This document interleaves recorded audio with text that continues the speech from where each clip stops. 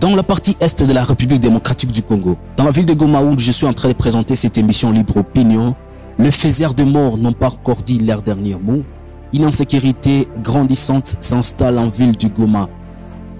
Qu'est-ce qu'on peut comprendre par rapport à cette situation? Quel qualificatif il faut faire par rapport à ce qu'en dire les habitants de la ville du Goma?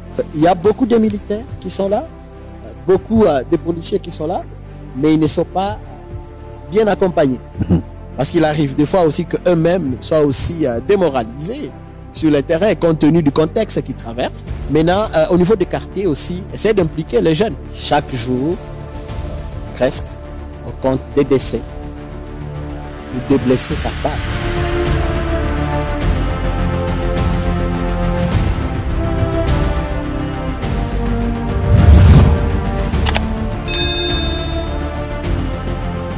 Pour parler de cette question très épineuse en tout cas, nous allons recevoir un jeune de Goma. Moi, je l'appelle un jeune. Il est enseignant d'université. Il vit dans cette ville. Il parle toute leur réalité. Nous serons avec le professeur Dr Roger Bintaka. Bonjour professeur et bienvenue dans cette émission. Bonjour cher Blaise. C'est pas quand même facile de vous avoir tous les jours, mais aujourd'hui c'est une chance de parler de cette question liée à la sécurité. Vous vivez à Goma et vous êtes tous les jours confronté à plusieurs réalités. Comment on peut qualifier la situation que traverse la ville de Goma? Par rapport à cette question, la situation, comme vous le savez, nous pouvons la qualifier un peu de dramatique.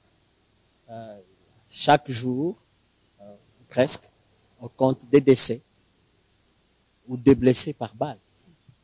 Et ça, c'est vraiment très compliqué pour tous les pays et le monde entier. Parce que ce que nous vivons, vraiment, c'est dramatique. L'intérêt pour cette émission, c'est pas seulement présenter le problème, mais également aider les autorités à changer la donne. Qu'est-ce qui doit être fait ici et maintenant pour mettre fin à cette situation?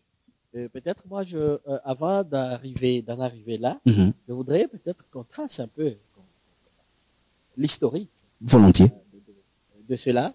Et comme vous le savez, avant qu'on en arrive à ces stades, déjà, il y avait une insécurité grandissante. Et c'est là où on observait une certaine impunité, d'abord, où la population ou la police pouvait arrêter un certain nombre des criminels la nuit, et 1 ou 2 semaines après, on revoyait ces mêmes personnes-là. Et les gens se demandaient, mais qu'est-ce qui se passe? Et c'était déjà une mauvaise situation de départ. Et ce qui s'en est suivi, il y a eu la rébellion. La rébellion de M23, comme vous le savez bien. Et avec cette rébellion, il fallait renforcer, par exemple, les troupes. Le FARDC devait être renforcé. Et cela a conduit à une situation de surmilitarisation de la province, si pas de la ville de Goma. Et cela a engendré un taux d'accès aux armes et munitions de guerre dans toute la ville. C'est pas la province. Et actuellement, vous savez, avec la loi qui est en train d'être débattue, qui est passée, et on attend son examen au niveau du Sénat, en rapport avec les réservistes, dont les Wazalendo. Vous n'ignorez pas aussi que ces Wazalendo se trouvent aussi à Goma. Donc, il y a un certain nombre de Wazalendo qui se trouvent à Goma, qui sont aussi armés. Et donc, vous voyez qu'il y a une forte circulation d'hommes en armes dans la ville, si pas dans la province, et mais des hommes aussi qui sont, je vais dire, faiblement accompagnés. Faiblement accompagnés. Sur le plan, au niveau de la prise en charge. Donc vous allez voir qu'il y a beaucoup de militaires qui sont là, beaucoup de policiers qui sont là, mais ils ne sont pas bien accompagnés sur le terrain.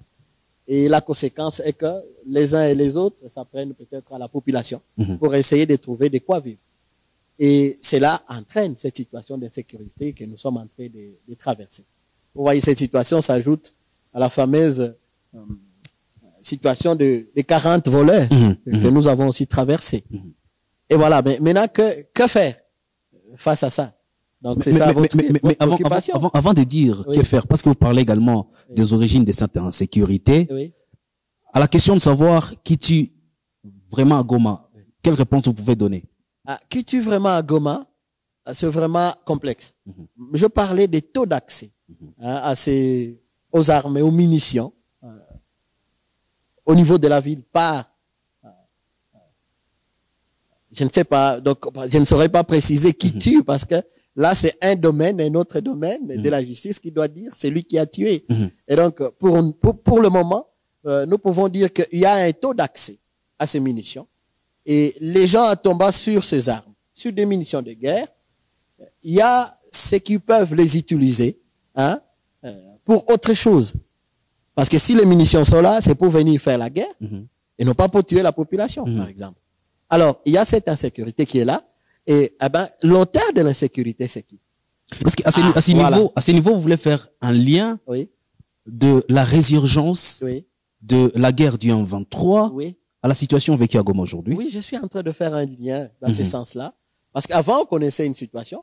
Et maintenant, avec cette situation de rébellion, donc il y a eu vraiment une résurgence. Donc, vous allez voir que ces taux-là, en tout cas, il y a l'insécurité s'est accentuée. Parce que nous savons, tantôt les militaires, vous voyez les militaires qui fouillaient les fronts, qui tournaient dans la ville, d'autres sur des motos, d'autres sur des véhicules, des civils, d'autres dans des bus. En fait, une situation inhabituelle. Mais pendant ces temps, la question de 40 voleurs n'a pas trouvé de solution. Est-ce que c'est une question qui est au-delà de la capacité des autorités en ville de Goma? Quelle lecture vous faites par rapport à ça? Les 40 voleurs. Les 40 voleurs, c'est là, je disais, tantôt que, en fait, la situation que nous devons faire, par exemple, la lecture que nous devons faire de cette insécurité, nous savons que il y avait déjà l'insécurité sur laquelle les autorités étaient en train de travailler pour essayer d'apporter une solution à cela, mais avec aussi la guerre, la rébellion qui a suivi, ça c'est venu encore compliquer la situation qui était déjà là, auquel les autorités étaient en train de vouloir trouver une solution. Alors, qui tue? Vous savez, dernièrement, par exemple, il y a eu des gens, des voleurs, qui ont été attrapés par des jeunes la nuit. Et par exemple, qu'est-ce qu'on a fait d'eux? En fait, c'était la justice populaire. Mais parmi ces gens-là, on a vu qu'il y avait aussi bien des hommes en armes, mais aussi des civils. Il y avait aussi des civils. Un cas qui s'est enregistré hier la nuit au niveau de l'Institut La Grâce. Nous sommes en territoire de Nyiragongo. La question de la justice populaire, est-ce que c'est lié à cette impunité qui s'installe ou au manque de l'implication directe des autorités? En fait, c'est une expression de ras-le-bol de la part de la population qui est trop fatiguée et qui pense que peut-être, en faisant de la sorte, elle va essayer de se rendre peut-être justice ou de régler la situation à sa manière. Parce que la justice a échoué. En fait, les gens pensent. Les gens pensent que la justice peut-être a échoué. Les gens pensent. Et ça, c'est leur opinion. Alors, les gens, psychologiquement, qu'est-ce qu'ils pensent? Donc, bon, par exemple, cette personne ici, on l'avait déjà arrêté, mais on le revoit encore dans les quartiers, en train de commettre les mêmes choses, le même crime. Ils pensent que peut-être une façon pour eux de lui mettre fin, c'est eux-mêmes de s'en occuper et de laisser la justice à côté. Ce qui n'est pas aussi une bonne chose. Ce qui n'est pas aussi une bonne chose, parce que là aussi, on risque de punir des innocents. On risque de punir des innocents. Voilà. C'est ça aussi ma lecture. C'est ça ma lecture en fait de cette situation. On va y aller, c'est exactement ça. Cette émission, c'est l'émission Libre Opinion. Alors, nous allons parler de solutions. Qu'est-ce qui doit être fait ici et maintenant? En fait, ce qui doit être fait ici et maintenant, par les autorités. Et donc, ça va dépendre maintenant du niveau. Mais d'abord, à tous les niveaux, au niveau national, je voudrais d'abord revenir sur cette... La sécurité, c'est une question de tout le monde. De tout le monde. D'abord, pour les autorités, de regarder de quelle manière ils peuvent améliorer la prise en charge de FARDC et de la police. Le prendre en charge, mais aussi que l'air dépendant. Et cela va permettre à ces gens-là de faire leur travail aussi de manière professionnelle. Parce qu'il arrive des fois aussi qu'eux-mêmes soient aussi démoralisés sur le terrain compte tenu du contexte qu'ils traversent. Et donc, le prendre en charge permettrait à ce qu'ils puissent aussi faire leur travail de manière professionnelle. C'est une chose. Et l'autre chose, c'est accompagner ces autorités, les autorités, donc surtout les commandants des troupes, à procéder par les contrôles systématiques de munitions. Contrôler cela, parce que ça, c'est au moins à leur niveau. Ils peuvent contrôler. Ce n'est pas au niveau national qu'on viendra contrôler, mais il faudrait que ces autorités, ces commandants, soient capables de contrôler les munitions qui sont mises à leur disposition. Parce que on peut avoir tiré des coups de balle la nuit. Est-ce que les commandants peuvent nous dire exactement qui a tiré? Qui a tiré? Et il a utilisé combien de munitions? Et même en identifiant le déchet, oui. Identifier la personne qui détenait l'arme. Qui détenait l'arme. Donc, ils doivent savoir au moins cela. Donc, s'ils arrivent aussi à faire cela, ça sera, pour moi, un point très important dans la maîtrise des effectifs, mais aussi des munitions qui sont vraiment en train de circuler au niveau de la ville. Comme vous le savez, ici, on a toujours dit, l'opinion a toujours dit que il y a, par exemple, des armes que des tiers vont chercher auprès des militaires pour les utiliser dans des opérations. Ça, c'est aussi dans l'opinion. Ça se passe à Goma. On dit que ça se passe à Goma.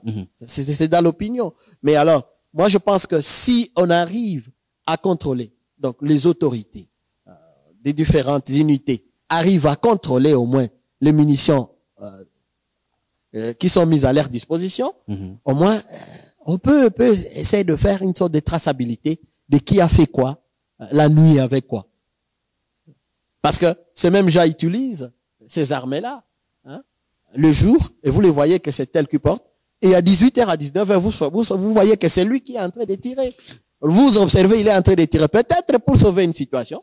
Ok, si c'est pour sauver une situation. Bon, est-ce que ce commandant sait, le lendemain, que c'est lui qui a fait ça?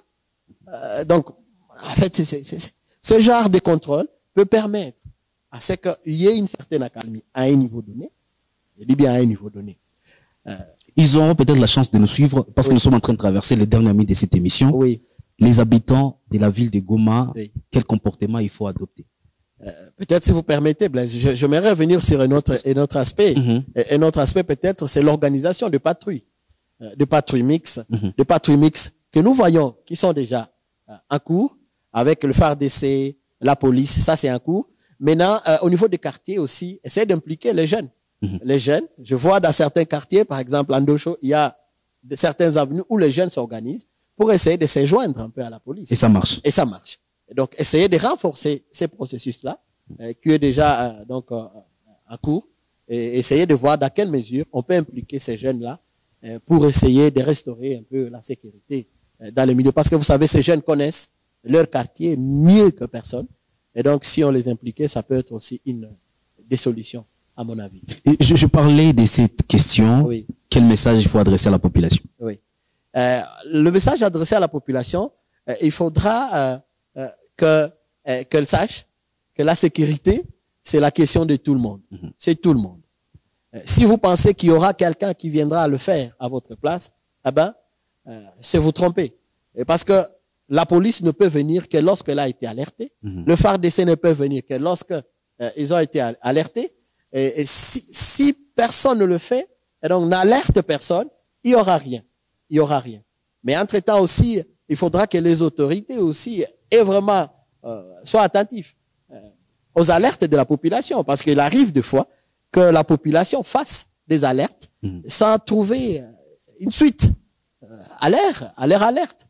Et ça arrive et on ne fait que subir des conséquences, alors qu'il y avait au moins des alertes faites avant. On dit, bon, il y a une situation, nous voyons des hommes suspects, mais personne ne vient les interroger.